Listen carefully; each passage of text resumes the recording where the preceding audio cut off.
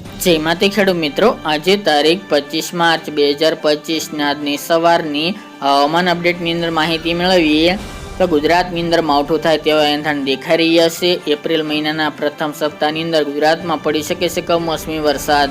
કયા વિસ્તારની અંદર માવઠાની સંભાવના છે, કઈ તારીખોમાં માવઠું થઈ શકે છે તેની વિગતવાર અપડેટ મેળવીશું। સાથે જ ગુજરાતની અંદર હવે તાપમાન આગામી દિવસમાં કેવું જોવા મળશે, તાપમાનમાં વધારો થઈ શકે ઘટાડો, ગરમીનું પ્રમાણ કેવું રહી શકે છે તેની વિગતે અપડેટ મેળવીશું। ચેનલમાં નવા હોય તો ચેનલને સબસ્ક્રાઇબ કરીને વિડીયોને લાઈક આપીને શેર કરી દેજો।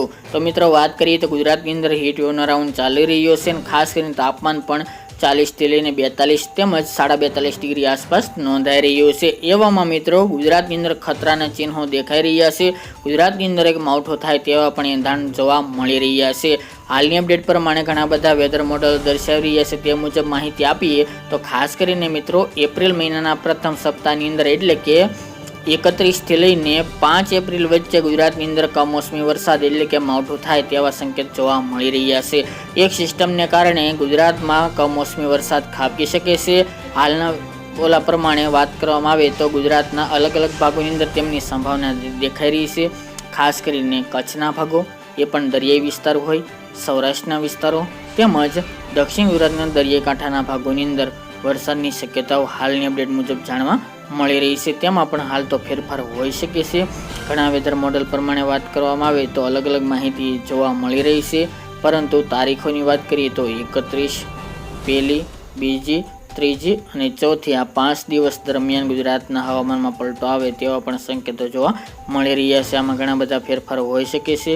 જેમ સિસ્ટમનું રૂપ હશે એ મુજબ હાલ તો ઘણા બધા હવામાનમાં પલટાઓ જોવા મળી શકે છે, પરંતુ હાલ તો ચોક્કસ ના ગણી શકાય। પરંતુ 70 થી લઈને 75% ગુજરાતની અંદર હવામાનમાં પલટો આવે તેવા સંકેતો જોવા મળી રહ્યા છે, જેથી તમામે સાવધાન રહેવું। ખાસ કરીને જો થશે તો 31, 1, 2 અને અથવા તો 3 તારીખ દરમિયાન ગુજરાતના હવામાનમાં પલટો આવી શકે છે।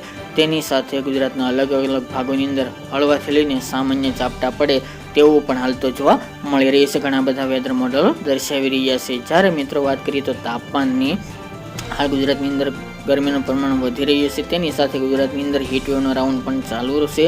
ખાસ કરીને ગુજરાતના અનેક વિસ્તારની અંદર 2 દિવસ દરમિયાન 40 થી લઈને 42 તેમજ 42.5 ડિગ્રી આસપાસ તાપમાન નોંધાઈ રહ્યું છે અને ગરમીમાં વધારો જોવા મળી રહ્યો છે। પરંતુ મિત્રો આજે 25 તારીખથી લઈને 27, 28 એટલે કે આગામી 4 દિવસ દરમિયાન ગરમીમાં ઘટાડો થાય તેવી પણ શક્યતા રહેલી છે। દરરોજનું 1 ડિગ્રી નીચે તાપમાન જોવા મળી શકે છે, એટલે કે ઘટાડો થાય દરરોજનું 1 ડિગ્રી, 2 ડિગ્રી અને 3 ડિગ્રી સેલ્સિયસ સુધી તાપમાન હજુ પણ આગામી 3-4 દિવસ દરમિયાન ઘટી શકે છે। ત્યારબાદ મિત્રો એપ્રિલમાં એટલે કે 1, 2 થી ફરી તાપમાન વધે તેવી સંભાવના રહેલી છે। જો હવામાનમાં પલટો નહીં આવે તો તાપમાન વધી શકે છે, પરંતુ જો હવામાનમાં પલટો આવશે તો તાપમાન નીચું પહેલા સપ્તાહ દરમિયાન જોવા મળે તેવા પણ હાલ તો સંકેતો જોવા મળી રહ્યા છે। બાકી મિત્રો વધુ અપડેટ આગામી દિવસમાં જણાવતા રહીશું।